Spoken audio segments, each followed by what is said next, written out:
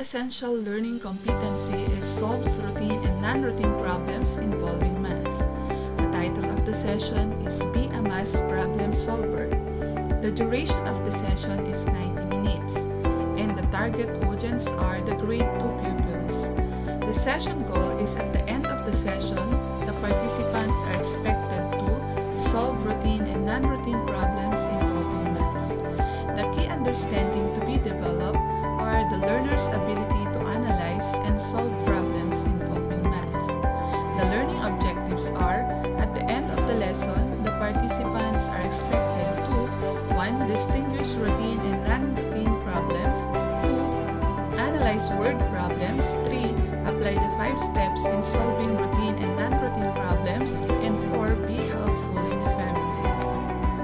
The resources are PowerPoint, NOLC, and Teacher's Guide in Math and Module. Then for the introductory activity, the teacher will do the following.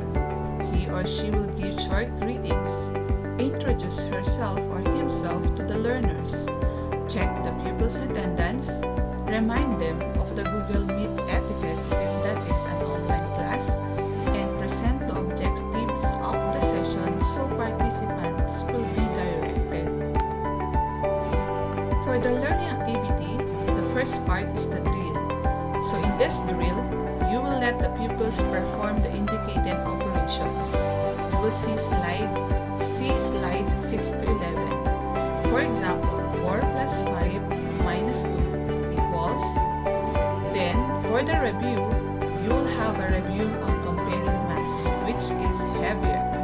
So you will see slide 13 to 17. Then for the motivation, the pupils will read the dialogue between the mother and son. You will see this in slide 18 to 24.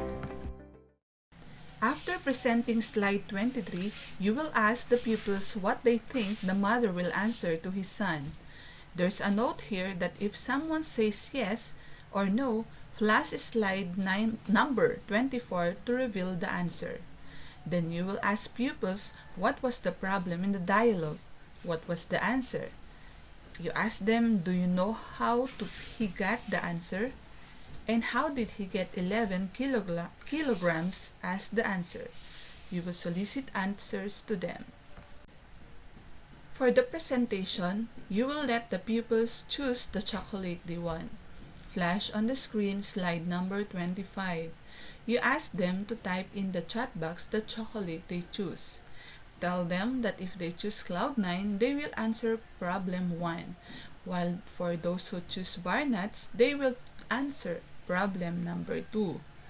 So there's a note here that you have to instruct them to read and analyze the problem before they answer the questions being asked. So slide 26, then give them 5 minutes to do the activity. There's a note again here that you have to check participants' answers. You start on problem 1, problem 2 follows. You will call the pupils to give their answer in each question. For the analysis, you have to process the activity by asking the following questions.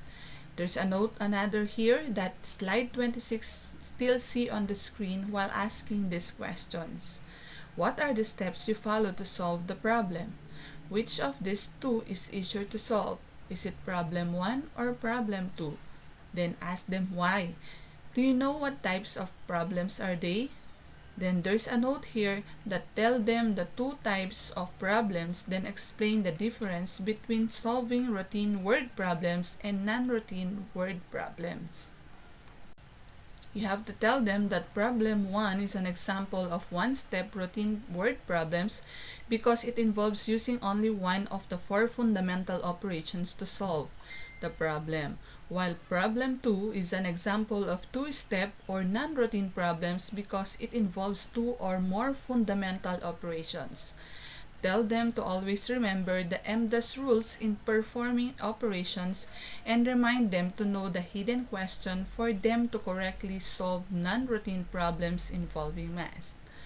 Then for the first activity, this is Solve Me. Then you will see slide 27 and 29. You have to reveal the answer after they are done. So Those are problem 1 and problem 2.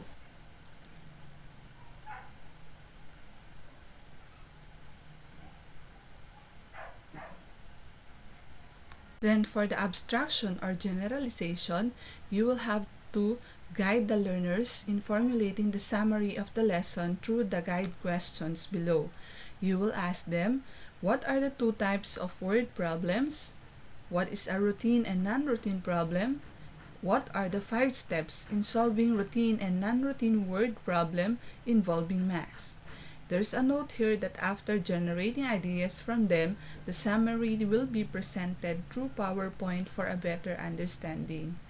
For the application, let the participants solve the problem found in slide 41, and you will let the pupils write their answer on their paper. And for the valuing, there's a note here that slide 41 still in the screen while asking the